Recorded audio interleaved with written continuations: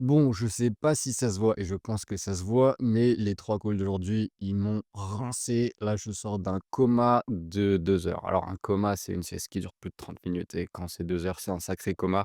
Je suis vraiment mort. Alors, est-ce que ces 3 calls ont fonctionné et comment ils sont arrivés ces 3 calls? Et bah, CF, la vidéo d'hier, donc la vidéo de jeudi où je disais que j'avais testé une nouvelle méthode de prospection qui me permettrait de casser les objections avant même qu'elles arrivent et ce, sans avoir à dépenser 5 000 € dans un compte Instagram, ce que j'avais dit hier. Parce que c'est vrai que tout le monde n'a pas accès à 5 000 € et même si, tout le monde avait 5 000 € sur son compte, peut-être qu'il pourrait pas les dépenser dans Instagram et peut-être qu'il ne voudrait pas dépenser dans Instagram parce que créer du contenu, bah, c'est pas leur truc ou alors, ils ont pas trop, envie de le faire et cetera.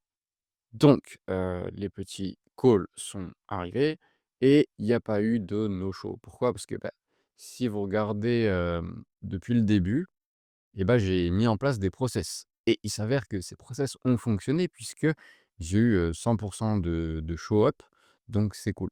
Donc 100 de show up, c'est-à-dire que tout le monde est venu à l'appel et je sais plus ce que je veux dire parce que je suis vraiment fatigué, mais tous les process, voilà, que j'avais mis en place ont l'air de fonctionner et pourquoi je dis «ont l'air» et je dis pas «fonctionne» parce qu'il faut que je teste sur plus pour, vraiment confirmer que ça fonctionne. Donc là, par exemple, j'ai testé et j'ai eu 3 calls bookés et ensuite 100 de show up, mais ça veut pas dire que j'aurai 3 calls qui vont tomber tous les jours et ça veut pas non plus dire que j'aurai 100 de show up tout le temps. Donc il faudra, en fonction des datas que je vais récupérer, hem, implémenter des changements si jamais, les pourcentages sont pas convenables ou alors continuer sur la lancée et améliorer au fur et à mesure les différents process pour un garder des pourcentages qui sont élevés quand on parle de conversion, show up et cetera et ensuite, les optimiser au fur et à mesure pour, bah, les rapprocher au plus possible de 100 même si on a des taux de 100 c'est qu'on est vraiment le génie, le crack et tout, mais des taux de 100 ça n'existe pas. Donc voilà. Donc sur ces 3 calls, qu'est-ce qui s'est passé? Premier call, ouais, j'ai fait l'erreur de le faire à 9 heures du matin. Faut vraiment pas que je prenne des calls à 9 heures du matin parce que je suis pas le plus efficace, mais ça a quand même, closé. Bon, parce que c'est vrai que le process, il était quand même, pas mal. Donc en fait, pourquoi je dis que ça a closé? Parce que le process, il était pas mal, parce que j'avais fait du nurturing sur cette personne en amont. Et c'est le process de prospection hier qui lui a permis de booker un appel. Mais sans cette partie nurturing en amont, ça n'aurait pas fonctionné parce que, bah, juste, en fait, la personne, elle a pas confiance et c'est normal. On donne pas d'argent à des gens, en qui on n'a pas confiance. Donc pour ça, pas de problème. Process de prospection, ça a fonctionné. Le closing, il a fonctionné et il aurait pu ne pas fonctionner et j'expliquerai pourquoi plus tard. Il y a un des calls qui a pas fonctionné, mais c'est au moment d'annoncer l'upfront parce que moi, je travaille pas gratuit, hein.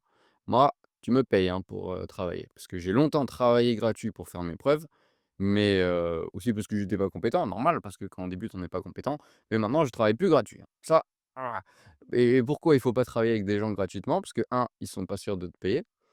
2, quand on travaille gratuitement, c'est-à-dire qu'on dévalorise son travail et quand on sait qu'on peut apporter des résultats, il faut pas travailler gratuitement.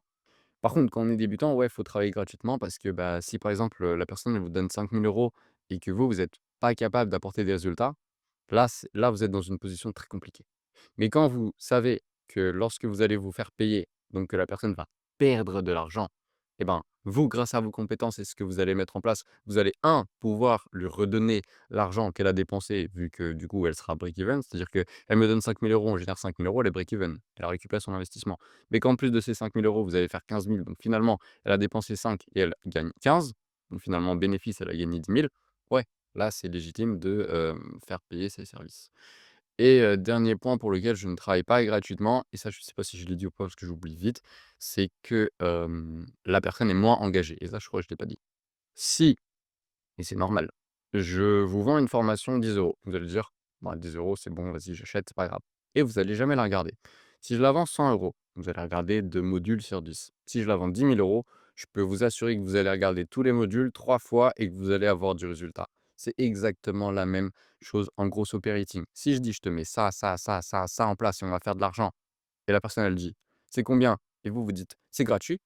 Ouais, la personne, elle va être super intéressée d'avoir tout ça gratuitement, mais derrière, elle va pas mettre l'énergie et le temps qui sont nécessaires pour atteindre des résultats. Donc c'est pour ça que travailler gratuitement au début, oui, quand on n'est pas sûr de ce qu'on fait, quand on doit tester, des hypothèses sur le marché et cetera, mais rapidement, il faut se faire payer parce que un, on a des clients qui sont de meilleure qualité.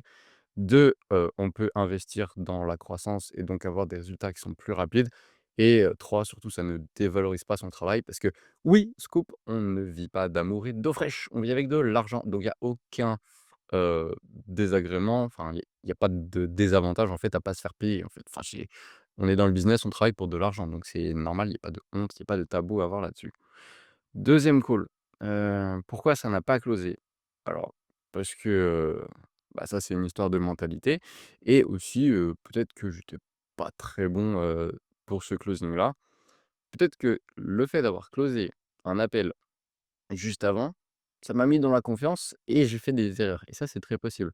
Donc c'est pour ça que je vais regarder mes calls de closing, heu, demain, je pense, parce que là, c'est mort. Demain pour savoir, ce qui a fonctionné, là où j'ai bégayé, là où j'ai dit des trucs qu'il fallait pas et cetera et bah, ça me permettra d'avoir de la data pour mieux faire la prochaine fois et il faut savoir que ce call-là, il a bégayé, enfin, on savait que ça allait pas marcher avant même de dropper le prix. Donc même si on avait dit, «C'est que X» et ben, en fait, ça aurait pas marché. Et on aurait pu closer si on avait dit: «On travaille gratuit», mais pour les raisons évoquées précédemment, on ne travaille pas gratuit. Donc non, il faut pas en fait, si vous avez un deal et que, vous voyez que d'un point de vue payant, ça va pas le faire, mais que d'un point de vue gratuit, ça va le faire, prenez pas le deal parce que vous allez vous mettre dans un caca monstrueux. Donc mieux vaut dire non à un client qu'on n'est pas sûr d'accompagner, en plus si ce client paye pas, que d'avoir le client à tout prix et de se mettre dans une galère dont vous allez sortir, pas vraiment gagnant, quoi. Donc très perdant, en fait. Et le troisième call, bah, c'était, avant mon coma de 2 heures. Bah, là, comme je m'étais pris un non, le call d'avant, bah, là, je me suis remis en mode focus et ça s'est bien passé aussi. Pour le prix, j'ai pu mettre plus, d'upfront pour la raison, attention, hein, je dis pas: «Je fais plus cher parce que j'ai envie de faire plus cher». Je mets toujours une corrélation entre la valeur et le prix que je propose. Ce qui est normal, c'est du business et donc là, j'ai mis plus parce que cette personne, elle avait plus d'abonnés, elle avait plus de budget et elle avait moins de choses mises en place que l'autre personne, d'avant. Donc c'est-à-dire qu'il y avait plus de travail en upfront, moi, à mettre en place, donc c'est normal que je fasse payer plus parce que si vous mettez une LP, s'il faut mettre une stratégie, s'il faut faire une refonte, s'il faut faire du design et tout, c'est pas pareil que juste faire une LP. Donc c'est normal que l'upfront soit plus élevé. Mais l'avantage de faire des upfront plus élevés, c'est que la personne sera plus engagée. Donc, bizarrement, les gens qui payent 5 000 €, ils répondent en moins de 24 heures. Les gens qui ne payent pas répondent sous 3 semaines. Avec qui vous avez envie de travailler? Avec les gens qui vous payent et qui répondent vite? Ou avec les gens qui ne vous payent pas et qui mettent 3 mois ou 3 semaines à vous répondre? Moi, j'ai choisi option 1. Voilà. Donc je ne vais pas épiloguer plus sur ce sujet-là.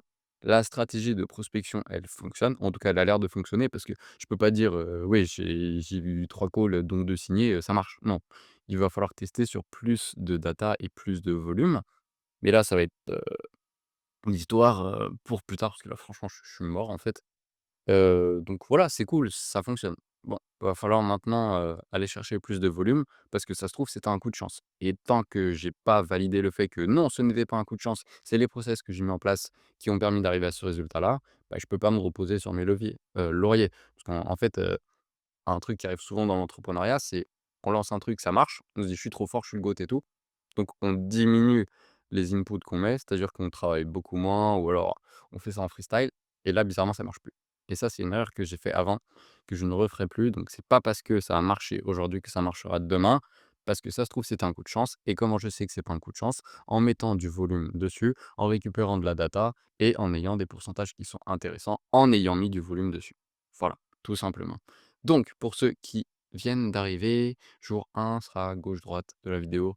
Jour 22, déjà, sera de l'autre côté de la vidéo. Je pourrais aborder des sujets, closing, setting, prospection Instagram, autre type de prospection si vous le voulez. Sauf que moi, je ne sais pas en fait ce qui vous intéresse. Vous pouvez me le dire dans les commentaires et comme ça, bah, je pourrais axer le contenu sur, des sujets qui vous intéressent. Parce que là, c'est vrai que c'est quand même assez répétitif, vu qu'en fait, finalement, le process, c'est prospection, prospection, prospection, deux trois mises en place de process et c'est à peu près tout.